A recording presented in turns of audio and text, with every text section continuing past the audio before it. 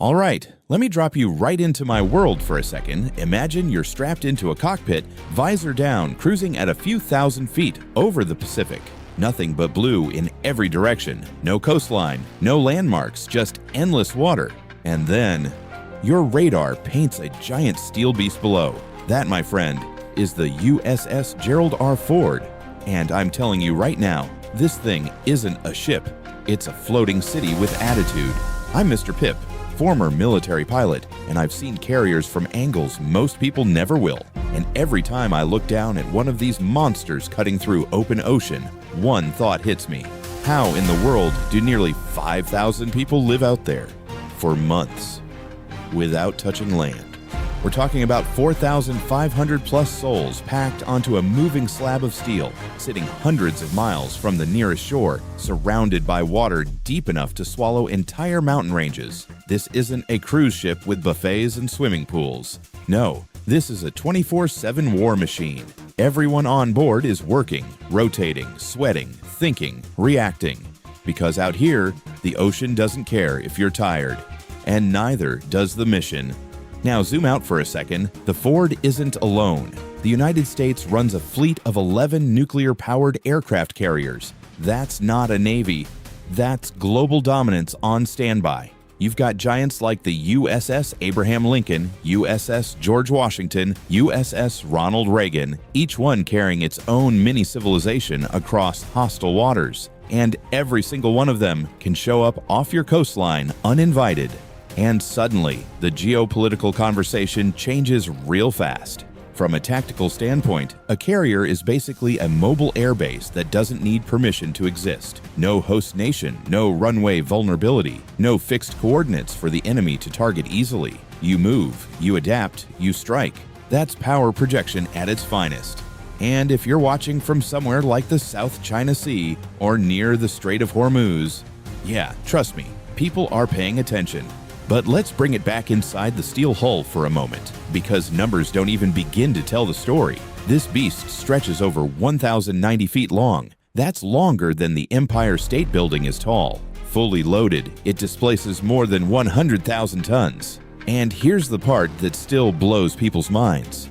It can operate for around 90 days straight without needing to resupply or even see land. 90 days. 5,000 people, no Walmart, no Uber Eats, no, hey, let's just dock real quick. Out here, you either planned everything perfectly or you're in serious trouble.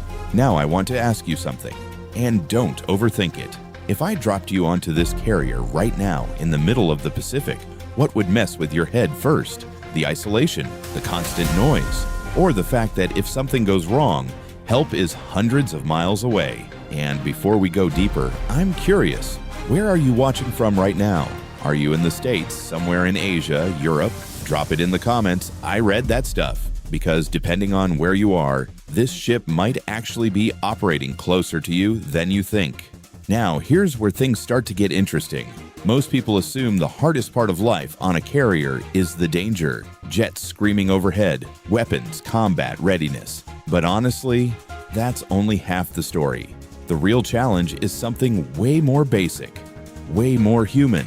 How do you feed 5,000 people every single day in the middle of the ocean, while the entire deck above you is basically a controlled explosion zone? Yeah, that's where things get wild. Now let me take you below deck, because this is where the real magic and chaos happens. You've got nearly 5,000 hungry Americans packed into a steel city that never sleeps, and somehow, 3 times a day, they all expect to eat. We're not talking about MREs and survival bars either. I'm talking hot meals, fresh meals, around 18,000 of them every single day. That's not a typo, 18,000. And these galleys, they run 24/7 like a wartime Las Vegas buffet that never closes. Picture this, the ship is rolling, maybe not violently, but enough to remind you that you're sitting on moving ocean. Up above, I've got jets launching off the deck, afterburners kicking like thunder, catapults firing every few minutes. And down below, some Navy culinary specialist is flipping omelets like it's Sunday brunch in Texas. That level of coordination, that's not cooking, that's logistics warfare. Food storage alone is insane. We're talking thousands of tons of frozen meat, vegetables, dairy, dry goods, stacked in massive refrigerated compartments the size of warehouses. Everything is tracked, rationed, rotated. You mess that up, and suddenly morale drops faster than a stalled aircraft. And here's the kicker most civilians don't expect. The food is actually good. I've eaten on bases, I've seen field rations. This ain't that. These cooks are trained, competitive. Some of them could walk into a high-end restaurant and hold their own. Fresh bread every day, pizza nights, steak, even lobster if the schedule allows. Yeah, not bad for being in the middle of nowhere. But food is just the first layer. Let's talk about where these people actually live. Because room is a generous word. Sailors sleep in what we call racks. Basically stacked beds, 3 high, packed into compartments. Each space is about the size of a coffin. Cozy, if you're into that kind of thing. But here's what I respect. They make it home. Photos, small personal items, maybe a little fan, a light. You carve out your own space in a place that was never designed for comfort. Privacy? Forget it. You learn fast how to live shoulder to shoulder with people from every background imaginable. Now imagine doing that for months. No escape, no stepping outside for fresh air unless you're on duty. So let me ask you, be honest, could you handle that? Living in a metal box with thousands of people, no real privacy, constant noise, constant movement, or would you lose it after week 1? And then we go topside. This is where things go from impressive to downright dangerous. The flight deck of a carrier is one of the most intense workplaces on Earth. You've got aircraft like the F/A-18 Super Hornet weighing tens of thousands of pounds, engines screaming, exhaust hot enough to melt equipment, and intakes that can literally suck a human being in if they get too close. And yet, there are crews out there, young men and women, some barely out of high school, moving with precision like it's a choreographed dance. We call them the rainbow shirts. Yellow directs aircraft, blue handles equipment, red deals with weapons, purple fuels the jets. Green manages catapults and arresting gear. Every color has a role, and every role matters. One mistake out there, that's not a small accident. That's catastrophic. I've flown missions where you come in at night, low visibility pitching deck, lights barely visible, and you're trusting that entire team to catch you. That arresting cable grabs your aircraft, slams you from full speed to 0 in seconds. And you just sit there for a second thinking, yeah, we're still alive.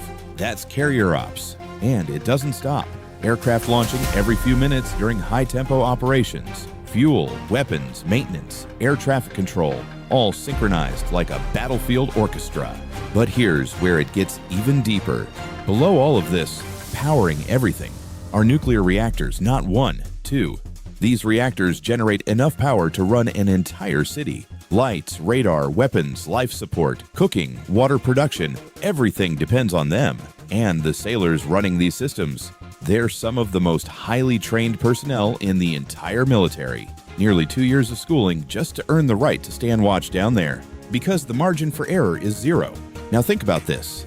You're in the middle of the ocean. No rivers, no reservoirs. So how do you get water? You make it. Desalination systems on board can produce hundreds of thousands of gallons of fresh water every day. Drinking, cooking, showers, laundry, everything. And honestly, that water is cleaner than what most people drink back home. But let's take it one step further. What happens when something breaks? Out here, you don't call a repair service. You don't pull over. You fix it immediately, because 500 miles from land, failure is not an option. Maintenance never stops. Ever.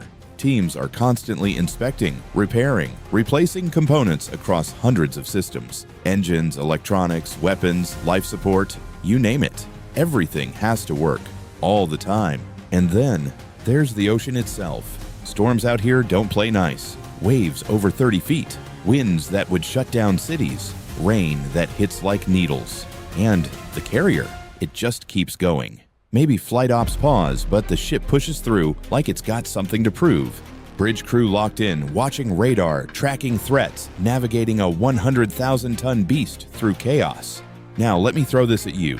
If you were the commander of this carrier caught in a storm with potential enemy contact nearby, do you push forward or pull back? Because out here, hesitation can cost you everything. And speaking of enemies, let's not pretend these carriers are invisible. Countries like China and Iran have built entire strategies around trying to take these things out. Hypersonic missiles, anti-ship ballistic threats, swarm tactics. So here's the real question. Are these floating cities still untouchable? Or are we entering a new era where the hunter becomes the hunted? Because what happens next? That's where things get serious. Now, here's the part most documentaries won't tell you, and I say this as someone who's trapped a jet onto one of these decks in pitch black conditions with nothing but a glowing horizon line and faith in the crew below. All the steel, all the nuclear power, all the tech, none of it matters without the people. 5,000 individuals, different states, different backgrounds, different stories, all locked into one mission, one rhythm, one floating ecosystem in the middle of nowhere. You've got small-town kids from Kansas working next to guys from New York, college grads side by side with recruits who just found their purpose in uniform. And somehow, it works. That's the real weapon. Because while everyone talks about radar systems, missiles, electromagnetic catapults, the truth is, the United States doesn't dominate the seas because of machines. It dominates because of coordination, because of discipline, because when something goes wrong at 2 a.m. in rough seas, somebody shows up and fixes it without hesitation. Now let's zoom out again, tactical level. A carrier like the Ford isn't just floating around for fun. It's part of a carrier strike group. That means destroyers, cruisers, submarines, logistics ships, all forming a layered defense and attack system. Air superiority above, missile defense around, stealth beneath. This is not just presence. This is a moving fortress. And geopolitically, when one of these shows up near a contested region, South China Sea, Persian Gulf, anywhere near the Strait of Hormuz, it sends a message without saying a word. We're here. We can stay here. And we can act whenever we choose. But here's where things get interesting in the modern era. Because the battlefield is changing. You've got hypersonic missiles being tested, anti-ship ballistic systems like China's DF-21D designed specifically to target carriers. You've got drones, AI-assisted targeting, satellite tracking networks. So let me ask you straight up, if you were sitting in that commander's chair right now, looking at a map with China, Russia, Iran, all developing counter-carrier strategies, would you still bet everything on these floating cities? Or would you start shifting towards something else? Drones, submarines, distributed fleets? Drop your answer in the comments. I want to see how you think. And while you're at it, what country are you watching from? Because depending on your location, your perspective on this might be very different. Now, personally, I've got a bit of bias. I've landed on these decks. I've felt the decks slam under me, heard the engines roar, seen the coordination up close. And I'll tell you this, there's nothing else on Earth like a U.S. aircraft carrier in full operation. Nothing. But even I'll admit, the future isn't guaranteed. The Ford class introduced electromagnetic catapults, advanced radar, automation systems pushing the limits of what these ships can do. But warfare evolves fast. So the question isn't just how powerful are carriers today. The real question is, will they still dominate tomorrow? Or are we watching the last generation of true sea giants before warfare shifts into something completely different? Think about that. Because out there right now, somewhere in the Pacific, 5,000 Americans are living this reality. Eating, working, sleeping, launching jets, maintaining systems, holding a line most people don't even see. Steel beneath their feet, ocean in every direction, and a mission that never pauses. So if you made it this far, I've got one last thing for you. Type carrier in the comments if you'd step onto that deck and do the job. And tell me, what aircraft do you think will define the next era? More F/A-18 Super Hornet style fighters or autonomous drones taking over the skies? If you enjoyed flying through this with me, hit that like button, subscribe, and stick around. I break down real military strategy. No fluff, just perspective from someone who's been there. Until next time, keep your radar on. Mr. PiP out.